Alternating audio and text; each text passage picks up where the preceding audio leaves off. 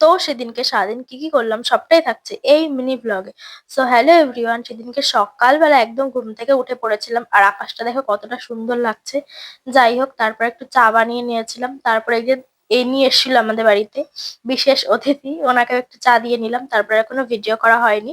আর দুপুরবেলা এই দেখো এনাদের দুটো লেবু নিয়ে এসছে, আমাকে বলছে একটু লেবু মাখা কর। তারপর হচ্ছে লেবু মাখা করে সবাই মিলে খেলাম। আর দুপুরবেলা হচ্ছে খেয়েছিলাম, বাট ভিডিও করা হয়নি আর।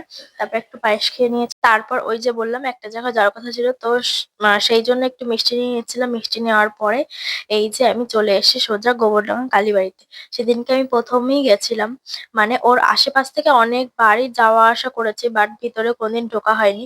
অনেকদিন ধরে ভাবছিলাম যাবো যাবো পুজো দিতে, মনটা ভালো লাগছিল না, তো সেদিনকে হঠাৎ করেই চলে গেলাম। যাই হোক, মন্দিরটা খুবই সুন্দর আর আমি প্রথমবার পুজো দিতে আসলাম। একদিন ইচ্ছা আছে দিনের বেলা এসে পুজো দেবো ভালো করে। সেদিনকে নর্মালি গেছিলাম, একটুখানি পুজো দিয়েছিলাম, পুজো টুজো দেওয়ার পরে মোমবাতি ধূপকাঠি ধরিয়ে নিয়েছিলাম, তারপর চলে আসলাম। আর বাড়ি আসার সময় আমি একটুখানি এই দোকানে গেছিলাম, এখানে হচ্ছে সব জুয়েলারি পাওয়া যায়, তোমরা হচ্ছে পাইকারি বা এমনি নর্মালও নিতে পারো, এখানে সবকিছু পাওয়া যায়। এটা হচ্ছে ঠাকুরনগর আনন্দপাড়ায়।